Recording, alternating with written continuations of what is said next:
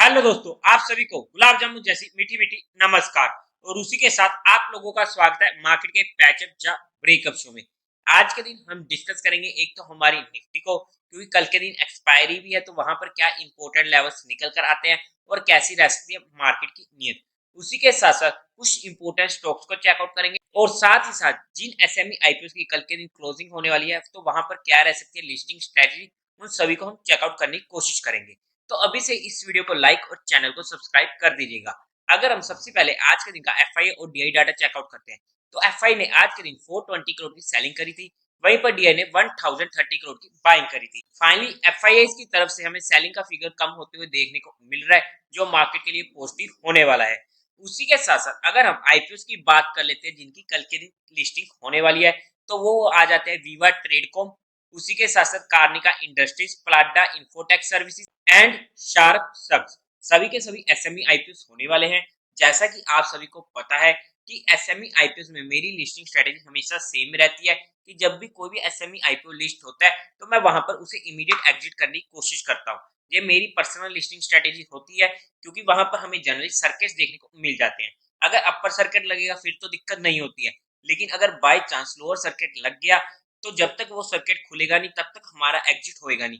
तो बस इसी सर्किट के चक्कर से बचने के लिए मैं जहां पर एसएमई आईपीओ को इमीडिएट एग्जिट करने का प्रोग्राम करता हूं।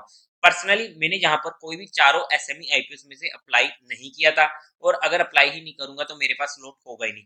बट अगर होता तो यही लिस्टिंग स्ट्रेटेजी होने वाली थी। लेकिन आप लोगों को कौन कौन सा आईपीओ मिला है तो कमेंट सेक्शन में बता दीजिएगा। और उसी के साथ साथ कोई भी एक्शन बनाने से पहले एक बार अपने फाइनेंशियल एडवाइजर से कंसल्ट कर लीजिएगा।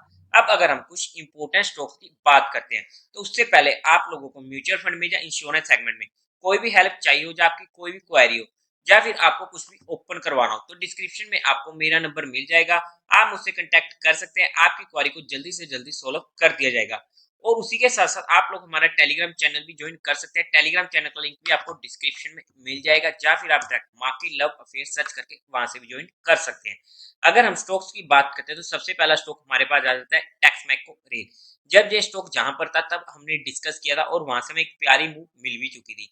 अब अगर हम बात करते हैं, तो ये अपनी इंपोर्टेंट मूविंग एवरेज के पास खड़ा है, जो इसकी सपोर्ट होने वाली है 124 की, जहां पर ये हमारे लिए नोटिस में रह सकता है, शॉर्ट टर्म का कैंडिडेट बन सकता है। एक 3% से ज्यादा का स्टॉप लॉस की रिक्वायरमेंट नहीं है। और उसी के साथ साथ अगर हम नेक्स्ट स्टॉक की बात करते हैं, तो वो हमारे पास आ जाता है HUL। इस स्टॉक को सिलेक्शन होने का रीजन क्या था? देखो, यहाँ पर हमने इसे स्टडी किया था, बट हमारा स्टॉप लॉस हिट हो चुका था, इट्स ओके। लेकिन अब इसने अपनी दोनों मूविंग एवरेज को आज के दिन रिक्लेम किया है। वॉल्यूम्स में कमी जरूर देखने को मिली है, बट इंपॉर्टेंट होगा इसे स्टडी करना आने वाले टाइम के लिए। एक छोटे से, यानी कि अगर हम इसमें फाइनल स्टॉप लॉस की बात करते हैं, तो ये जो इसने आज की कैंडल बनाई है, तो इसके स्टॉप लॉस के साथ, इसके लो के स्टॉप लॉस के साथ इसे इजीली स्टडी किया जा सकता है। और अगर कल भी ये 2565 का लेवल क्रॉस करता है, तो हमें इमीडिएट एक 20 से 30 पॉइंट की रेंज ऊपर की साइड ट्रेडिंग पर्सपेक्टिव मिल सकती है। और उसी के साथ साथ फाइनल स्टॉक होने वाला है जेके टायर। अगर मैं इस स्टॉक की बात करूं, तो आज आप लोगों के साथ ओपनली टेलीग्राम पर भी डिस्कस किया था। जिस स्टॉक ने ब्रेकआउट दिया है अपना प्यारा सा, और जहां पर 283 के ऊपर हमें इसमें ब्रेकआउट देखने को मिला है। इंपोर्टेंट सपोर्ट तो हमें मिलेगी 265 से 75 की रेंज निकल कर आती है इसकी इंपोर्टेंट सपोर्ट की। एक बार के लिए एक्सटेंडेड हो चुका है, अगर कभी भी रिट्रेस करने आता है तो हमारे लिए स्टडी फोकस में रह सकता है। वरना अगर हम यहाँ पर भी स्टडी करने की कोशिश करते हैं, तो हमारा स्टॉप लॉस थोड़ा सा बड़ा हो जाता है, और हमारा रिस्क फैक्टर थोड़ा सा इंक्रीज हो जाता है।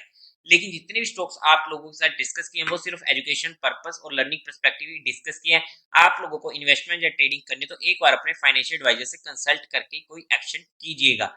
उसी के साथ साथ अगर हम आज के दिन हमारी निफ्टी की बात करते हैं, तो आज के दिन अगर निफ्टी में बोला जाए, तो वहां पर आज का दिन पूरा का पूरा प्रीमियम ईटिंग डे रहा है, जहां पर आज के दिन मार्केट ने परेशान किया है ऑप्शन बायर को। अगर हम बात भी करते हैं, तो 19,800 हमारे पास रेजिस्टेंस था। अगर हमारी जहां पर एंट्री हो भी चुकी है पुट में, तो हमारा 30 पॉइंट का स्टॉप लॉस हिट हो चुका था, जिसे हमें एक्सेप्ट करना पड़ेगा। फिर उसके ऊपर ये रुक चुकी थी, 1 घंटा सस्टेन कर चुकी थी हमारे लेवल्स के ऊपर, तो ये हमारे लिए रजिस्टेंस सपोर्ट बन चुका था। और यहाँ पर हमें मौका मिलता है कॉल में एंट्री बनाने का, लेकिन कोई भी मूव हमें देखने को नहीं मिलती, और ना ही स्टॉप लॉस हिट हुआ। बट प्रीमियम ईटिंग डे रहा है, पूरा का पूरा ऑप्शन सेलर्स का दिन था। ऐसे दिन ना हमको परेशान काफी ज्यादा कर जाते हैं और हम वहां पर अनलिमिटेड ट्रेड्स लेनी शुरू कर देते हैं। हमें उस क्वांटिटी को रोकना पड़ेगा। देखो, स्टॉप लॉस हिट होगा, एग्जिट हो जाएंगे, टारगेट हिट होगा, ट्रेल कर लेंगे, बुक कर लेंगे। बट जब मार्केट एक छोटी सी रेंज में घूमते तो वहां पर हमारा दिमाग खराब हो जाता है और हम वहां पर unnecessary with heavy amount and with heavy numbers of trade बहुत ज्यादा काम करने की कोशिश करते हैं और वो हमारे लिए सबसे बड़ी दिक्कत हो जाती है। अगर हमें लग रहा हो कि आज मार्केट में कुछ भी नहीं है करने को, तो आराम से शांति से बैठ जाना चाहिए। बट हमें दिक्कत होती है कि हम फिर भी मार्केट को देखते रहते हैं। अगर मार्केट को देखोगे तो ट्रेड ऑटोमेटिकली इनिशिएट हो जाएगी, वो आप फिर कंट्रोल नहीं कर पाओगे, जहां पर कंट्रोल करना काफी ज्यादा मुश्किल हो जाएगा। तो इससे अच्छा होता है कि उस टाइम पे आप मार्केट को बंद करो और घूमो फिरो ऐश करो। जैसे मैं अपनी बात करूं तो मैं पबजी खेलने लग जाता हूं ऐसे टाइम पर। लेकिन अब अगर हम कल के लिए मार्केट की बात करते हैं, तो यहाँ पर आप लोग चेकआउट कर सकते हैं, क्योंकि कल के दिन सबसे पहले तो होने वाली है एक्सपायरी।